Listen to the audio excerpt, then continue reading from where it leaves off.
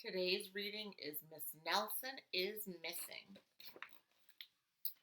The kids in room 207 were misbehaving again.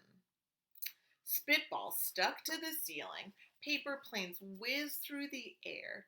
They were the worst behaved class in the whole school. Now settle down, said Miss Nelson in a sweet voice, but the class would not settle down. They whispered and giggled. They squirmed and made faces. They were even rude during story hour. They always refused to do their lessons. Something will have to be done, said Miss Nelson. The next morning, Miss Nelson did not come to school. Wow, yelled the kids.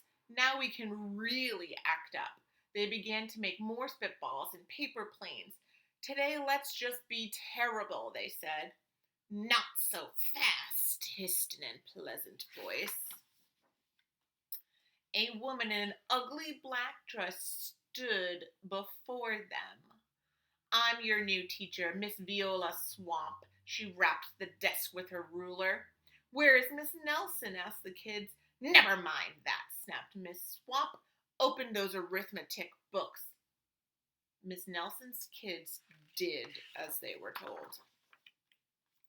They could see that Miss Swamp was a real witch. She meant business. Right away, she put them to work, and she loaded them down with homework. We'll have no story hour today, said Miss Swamp. Keep your mouth shut, said Miss Swamp. Sit perfectly still, said Miss Swamp. And if you misbehave, you'll be sorry, said Miss Swamp. The kids in room 207 had never worked so hard. Days went by, and there was no sign of Miss Nelson.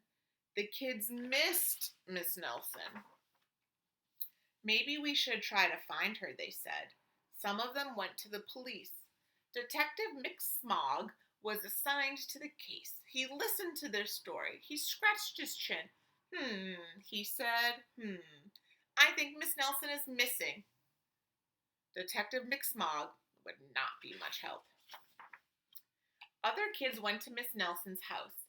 The shades were tightly drawn and no one answered the door.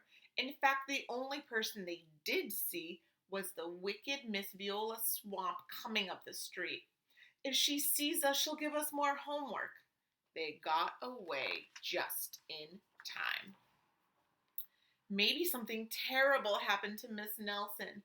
Maybe she was gobbled up by a shark, said one of the kids, but that didn't seem likely. Sharks, very unpleasant.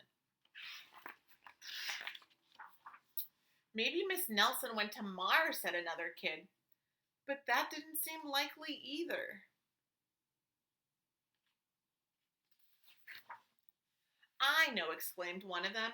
Maybe Miss Nelson's car was carried off by a swarm of angry butterflies, but that seemed least likely of all. The kids in room 207 became very discouraged. It seemed that Miss Nelson was never coming back, and they'd be stuck with Miss Viola Swamp forever. They heard footsteps in the hall. Here comes the witch, they whispered. Hello, children, said a sweet voice.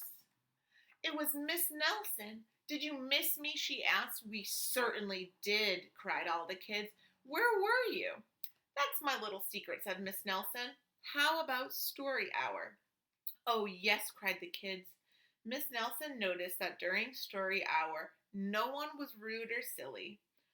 What brought about this lovely change, she asked. That's our little secret, said the kids. Back home, Miss Nelson took off her coat and hung it in her closet, right next to the ugly black dress. And it was time for bed. She sang a little song. I'll never tell, she said to herself with a smile. P.S. Detective McSmog is working on a new case. He is now looking for Miss Viola Swamp. The end.